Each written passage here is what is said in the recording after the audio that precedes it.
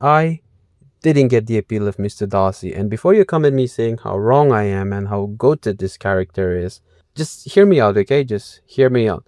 First of all, hello, my name is Teja. If you're new here, welcome to my channel. God, I've always wanted to say that. Meanwhile, the viewer is just one and it's me from my alt account. But anyway, let me just clarify this real quick. I am not smart, and I know that.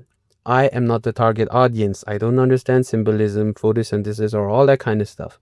I am just a normal 23-year-old watching a movie that came out over 20 years ago. To me, the premise was quite simple. We get introduced to the Bennett family, and the Bennett family has 5 daughters, and the only thing Mr. and Mrs. Bennett wants is to marry their daughter to someone rich and someone powerful. Everyone in this universe, I don't even know if this is the right terminology, but in this verse, yeah, I'm gonna call it verse. Everyone in this verse who has a daughter wants their daughter to marry high. Understandable. Got it. Now the characters. We have Mr. and Mrs. Bennett. We've already established them. And then we have Elizabeth, Jane, and the other 3 sisters, which we really don't need to care about, I think. One of them is important later in the movie, but we'll get to her later.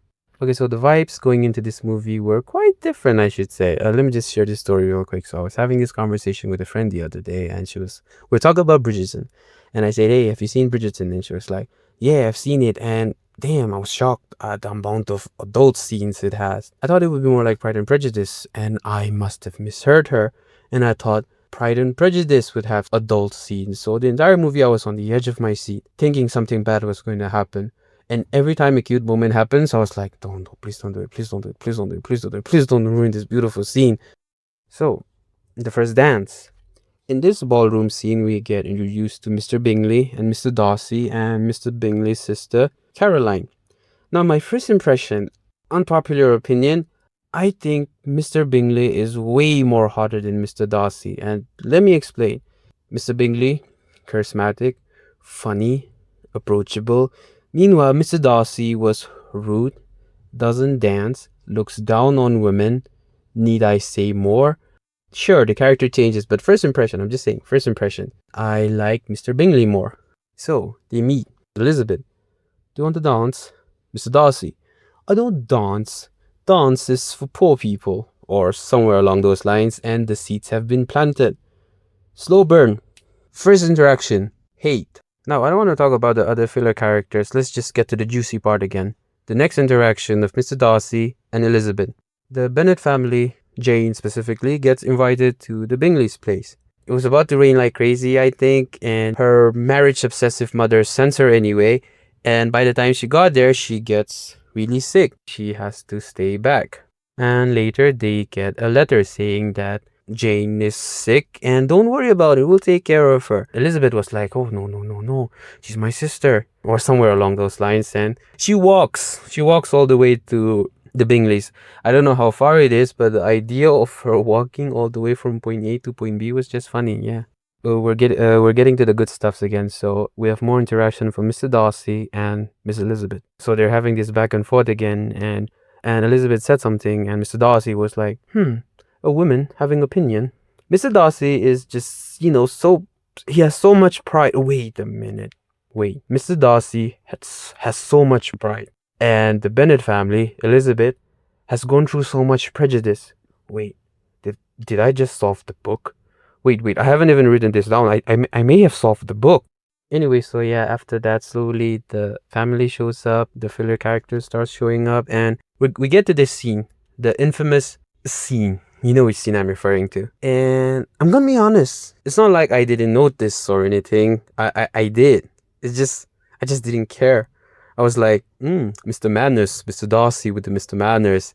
And the flex thing he did later with, I don't know, the expression, he was like, oh, peasant hand all over me. And Miss Elizabeth also saw that. The vibe, the first impression that I got was, more hate. We're getting into it. But yeah, the infamous hand scene, I don't know, I'm sure I'm reading it wrong. Like I said, I don't understand photosynthesis, but yeah, that's how I interpreted it. That's how I interpret it.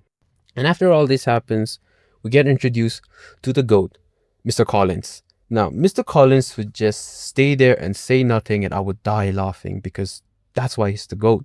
Now, let's talk about the next dance scene. Miss Elizabeth shows up to the dance looking for someone who I really don't care, and Mr. Collins shows up, asks her for a dance. She says yes, and chef's kiss, the best dance. Mr. Collins, being the GOAT that he is, doesn't overstep his welcome, and he leaves right on time.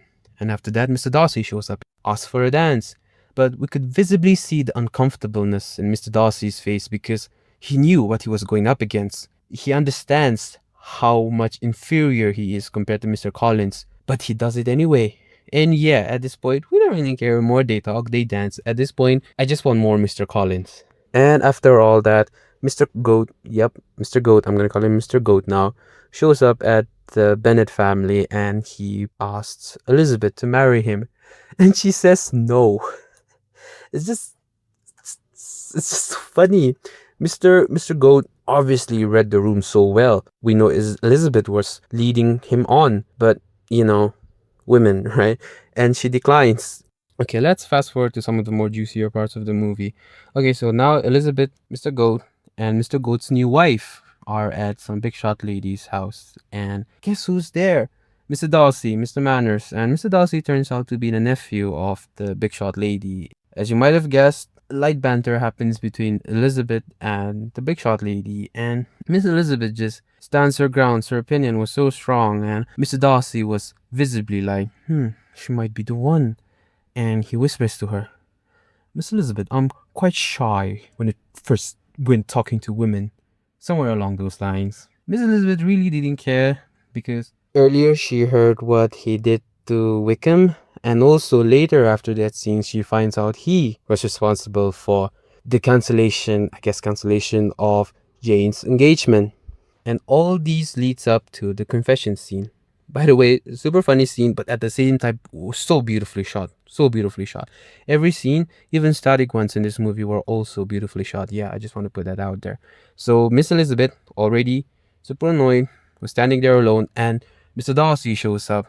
Mr. Darcy, being the gentleman that he is, I love you. Will you marry me?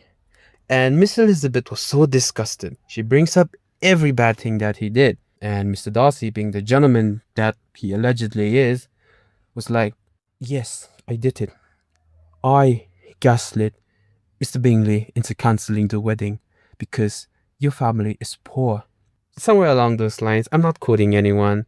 I'm just reading the room, and that was the vibe a bit. And with that scene, we roll on to our final act. Let's go, let's go. Okay, but before we get to the final act, let's get over some more filler scenes. Okay, so one of Miss Elizabeth's sister elopes with Wickham, and we've established that Wickham was a good guy, but later, Miss Elizabeth finds out that Wickham is a bad guy because of a letter.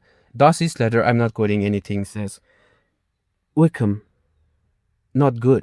He bad. And your family, poor. I mean, you see it too, right? And Miss Elizabeth gets it. And one thing leads to another, and Mr. Darcy, being the gentleman that he is, pays for the wedding, which is a big deal. Even I get that.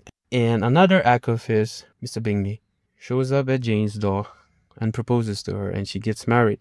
And while all this is happening, Miss Elizabeth, she's understanding Mr. Darcy even more. And now, the pattern I'm seeing here, even for a pea brain like me, I'm starting to understand how Mr. Darcy, despite being so prideful on the outside, deep inside he means well. And we can see it from his gesture, at least that's what I got from the movie. And I'm gonna skip this scene where the big shot lady shows up at Elizabeth's place. I'm gonna skip that completely. And it's the next morning.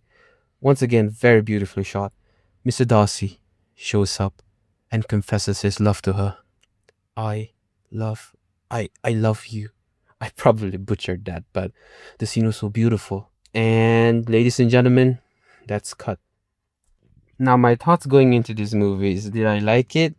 Well, yeah, I mean, it's a very beautiful movie. And like I said earlier, I was so scared when the scene was happening. Oh no, this is so beautiful. Please don't ruin it with a sex scene. Because, Bridgerton. But thankfully, it didn't happen, and I'm so glad. Now, my final thoughts. Do I hate it? No, I'm not smart enough to hate. I'm not smart enough to hate on something this good. So, yeah, I guess at the end of the day, I like Bingley more, but Mr. Darcy, he grows on you. And yeah, I might have butchered this movie. I know this movie has such a big fan base, and I'm sorry if I've gotten the details wrong or the names wrong. It's just first viewing, and yeah, thanks for watching.